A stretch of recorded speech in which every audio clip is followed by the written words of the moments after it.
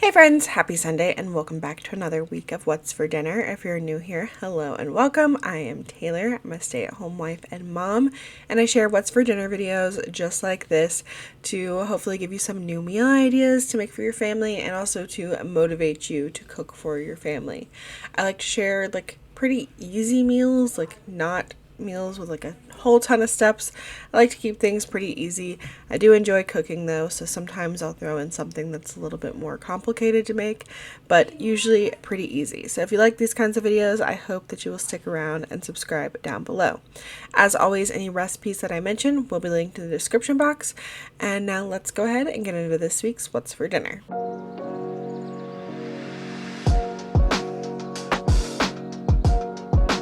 Friday night we had a ham and cheese crescent braid. This recipe comes from Plain Chicken. I always love the recipes from there, and I'm always looking for different ways to use up the leftover ham from Christmas and Thanksgiving and Easter.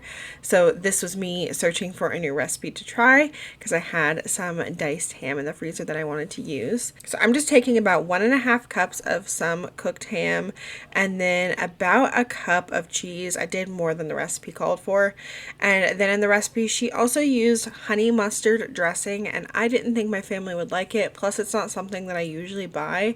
So instead, I thought the flavor of some Dijon mustard would be good in it. So I did about 2 tablespoons of Dijon mustard, and then I just mixed that ham and cheese and mustard up as best as I could. Then on a parchment lined baking sheet for easy cleanup, I opened up 1 can of crescent rolls, and if you can find the sheets, that would definitely work better for this because you're going to kind of pinch all the seams together so you can get one nice flat rectangle, and then you're going to spread that ham and cheese mixture down the center of it.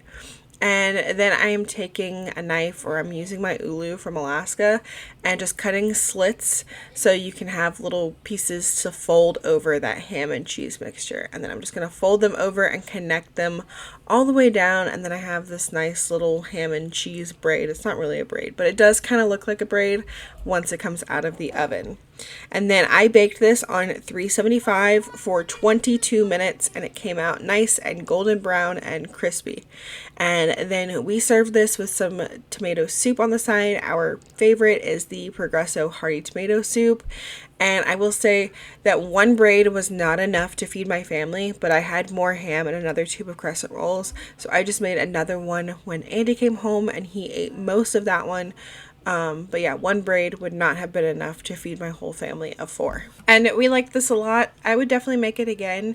It was just a nice little different thing to make with the ham that we had left over, and it kind of turned into a twist on grilled cheese and tomato soup. Saturday night we had Timin Pasta. I like to add meat to this whenever I make it, but you do not have to add meat to this.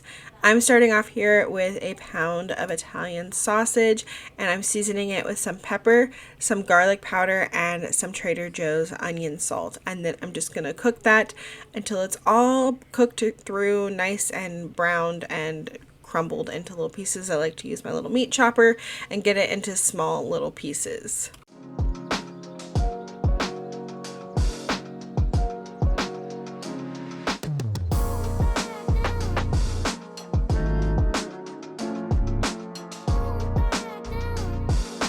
While my meat was cooking, I also brought a big pot of salted water to a boil to cook up 1 box of penne pasta. And anytime I'm going to be baking the pasta in the oven, I always cook it for a minute less than what the box says so that it can finish off cooking in the oven and not get too overdone. When my pasta was done, I drained it and then I transferred it to a baking dish. And then I'm adding in 1 jar of Alfredo sauce and 1 jar of marinara sauce. And I am rinsing both of those jars with a little bit of water and adding that in. And then I'm going to stir that around. And then if you're adding meat, you can add that. I'm adding in my Italian sausage and giving it another good mix. I've also done this with ground beef and also with some diced chicken. It's really good all 3 ways.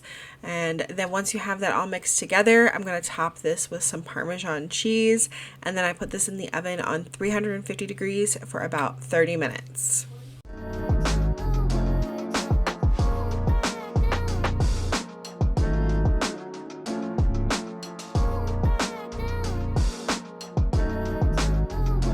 The first time I ever made two-time pasta, my whole family was like skeptical on the whole like mixing the Alfredo sauce and the marinara sauce together, but we all loved it and we've made it again and again.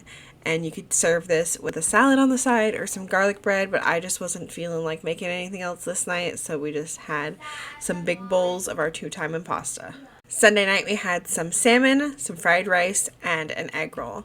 So I picked up this soyaki sauce the last time I was at Trader Joe's and I really wanted to try it on salmon. So I saw somebody online, they just poured the soyaki sauce over the salmon in a baking dish and then topped it with some of the everything but the bagel seasoning. So that is what I did, and then I cooked it on 400 for about 15 minutes until my salmon was done. Super easy, and this turned out so good. Usually I just make like lemon pepper salmon. It's very rare that I like do anything else with salmon, but this turned out really good. And I just made some frozen egg rolls in the air fryer, and then I also made my fried rice, which I have shared many times, and I will link that down below. And we all love this. Monday night, we did some slow cooker honey garlic chicken thighs in the crock pot. I always do crock pot meals on Monday night because that's when the kids have karate, and it just makes it so I'm not tempted to stop and get something on the way home since karate is at like 6:15 and we don't get home till like 7:30. So in the crock pot, I have some partially frozen chicken thighs, to be honest, because I forgot to pull them out.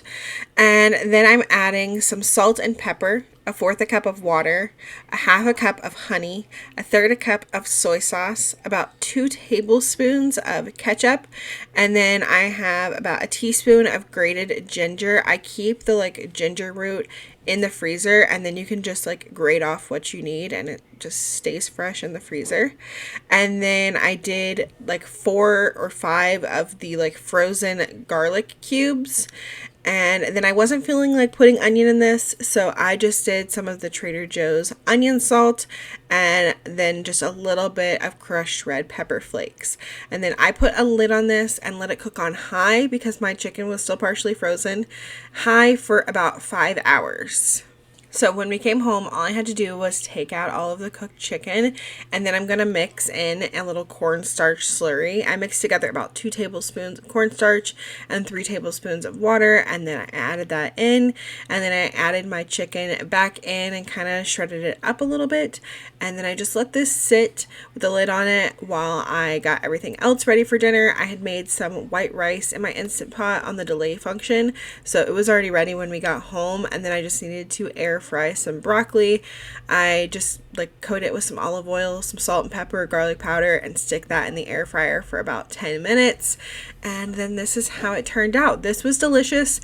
As I said in my vlog, if you saw my vlog earlier in the week, it tastes very similar to the sticky honey chicken that I make on the stove. I think the only ingredient that is different that this is missing is some lime juice and then sriracha. I think that recipe uses sriracha instead of ketchup. So I might try to switch those things out the next time I make this in the crock pot, but it was really good and I would definitely make it again. Tuesday night we made some TikTok Feta pasta, which we love, and then we had some chicken with it as well. So in a baking dish I have some grape tomatoes, and then I'm adding in some minced garlic, and then I'm going to season it with some basil, some onion salt, some pepper, and a little bit more like garlic powder, and put on a bunch of olive oil. And then at some point I decided I didn't have enough tomatoes, so I added a couple more on, used the last of what I had, and then I gave that all a good toss, make sure everything was coated, and then I take a little block of feta cheese and stick it down in the middle. I like to use the tomato basil one, it tastes really good, so I did that, put that in the middle, and then I drizzled that with a little bit of olive oil, and then this goes in the oven on 425 for about 40 minutes.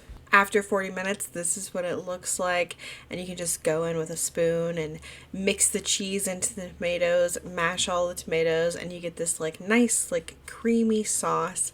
And then while this was cooking, I boiled some pasta. I cooked up one 12-ounce box of tricolor rotini, and before draining that I did reserve about a cup of the pasta water. So I'm adding my rotini into my feta cheese and tomato mixture, and then I'm just going to add a little bit of pasta water at a time. It just helps make it a little bit creamier. I usually like to cook some chicken to go with our pasta every time we have it, so I just have some thinly sliced chicken breast here, and I'm seasoning them on both sides with a little bit of garlic powder, Badia Complete, and some Tony's Creole seasoning. And then I'm going to get those in my cast iron pan. I had it heating up while I was seasoning them, and then once it was nice and hot, I add a little bit of olive oil and a little bit of butter to the pan, and then I added my chicken and I let it cook for about 4 minutes per side. Remember, these are thinly sliced chicken breasts. They don't take that long, but I do 4 minutes per side so they can get a nice good sear on them. And then if they still aren't all the way cooked through, then I will turn the heat down to like medium low and put a lid on it and just let them continue to cook until they reach the correct internal temperature. Andy and I like our chicken just sliced right on top of the feta pasta. The kids like theirs on the side, but this was delicious. If you haven't tried the TikTok feta pasta, I'm telling you, if you like feta, you've got to try it. Wednesday night we had a Mississippi pot roast. I have got a giant chuck roast here in the bottom of my crock pot, and I'm going to sprinkle on half of a packet of au jus and half of a packet of ranch seasoning. And then on top of that, I'm going to add a 2-pound bag of carrots that I diced up, and then a little 2-pound bag of baby potatoes that I cut in half. And then I'm going to sprinkle on the rest of that au jus packet and the rest of that ranch packet. And then I'm going to do some juice from the pepperoncini peppers, and then a bunch of those pepperoncini peppers on top. And then 1 stick of butter that I diced up. And then put a lid on this and let it cook on low for about 8 hours. It's super simple and it comes out delicious every single time. Then after the 8 hours, what I like to do is go in and use a spoon and get all of the vegetables off the top of the meat. That way I can then go in and shred up my meat. My family likes to have this over some white rice. I just like a bunch of potatoes, so I always just eat the meat and potatoes and carrots and the peppers. I'm the only one of my family who actually eats the peppers, but this is delicious and definitely one of our top favorite meals ever. Thursday night I made some soup. I guess you could call it wonton soup, but right here I am adding some frozen pho broth to my pot. It didn't thaw out like I wanted it to in the fridge. Like, I had it in there for like the whole day and it didn't thaw out very much, but it's okay because we're going to heat it up with some other broth. I'm going to heat that up with this miso ginger broth from Trader Joe's, and then I also added in some chicken bouillon and some of this Campbell's flavor up in the mushroom herb flavor. And then I just let this simmer over medium heat until it was warmed through and everything was hot. This pho broth, if you remember, I made a couple weeks to a month or so back in the crock pot. I made chicken pho. So there was chunks of chicken thighs in there and shredded meat, and then just the pho broth, but it needed some more flavor, so that's why I added the miso broth and the chicken bouillon and the mushroom stuff. And then once I was ready to eat and I felt like this was a good flavor and everything, I added in the cilantro little mini chicken wontons from Trader Joe's, and those don't need very long at all. They need 3 minutes. So I put those in there, and then this was ready to eat in just a couple minutes when those wontons started to float. The kids just had this as it was, nothing on top. I did some of this chili crisp stuff from the Asian market, as well as some green onions, and then we had some egg rolls on the side. This turned out delicious. We all absolutely loved it. The broth was so good, and there was still some extra broth, but not really a lot of extra wontons. So the next day for lunch, I actually cooked some ramen in it, and the kids ate it as ramen, and that used up the last of it. I did not want that pho broth to go to waste, but I was out of pho noodles, and I think I turned it into something that turned out very, very good. I hate seeing food go to waste, so if I can freeze something and use it for another meal later, I definitely will. But that is going to be it for this week's What's for Dinner. I hope that y'all got some good ideas this week. If you got some ideas, let me know which ones you plan on trying in the comments down below, and leave me a smiley face emoji down there as well to let me know you made it here all the way to the end. I hope y'all have a great week, and I will see y'all on the next one. Bye!